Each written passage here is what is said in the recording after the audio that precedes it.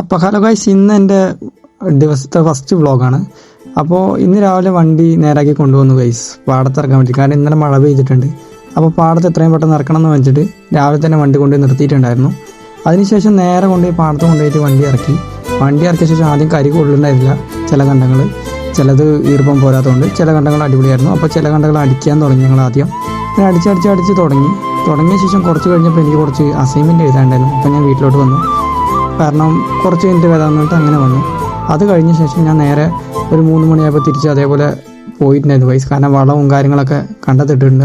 അപ്പോൾ പിന്നെ ചായയുടെ സമയമായപ്പോൾ ഞാൻ നേരെ ചായ മേടിക്കാനായിട്ട് തിരിച്ചു പോയി. നേരെ നമ്മുടെ ഹരിയേട്ടൻ്റെ കടയിലോട്ട് പോയി. ഒരു 10 മിനിറ്റ് നിന്ന് ആൾ ചായ റെഡിയാക്കി തന്നു നമുക്ക്. ഞാൻ അതും കൂടെ നേരെ പാടത്തോട്ട് വന്നിട്ട് വാപ്പയും ഞാനും കൂടെ ചായ കുടിക്കുന്നു. വാപ്പ ചായ കുടിക്കുന്ന സമയം കൊണ്ട് ഞാൻ കരിയുടെ ബാക്കിൽ മറ്റേ കറ്റ പിടിച്ചിട്ടുണ്ടോ എന്ന് നോക്കിയിട്ട് അത് വൃത്തിയാക്കിക്കൊണ്ടിരിക്കുകയാണ്. ഇന്നത്തെ വ്ളോഗ് ഇവിടെ തൽക്കാലം അവസാനിപ്പിച്ചിരുന്നു. ഇനി നാളത്തെ വ്ളോഗ്.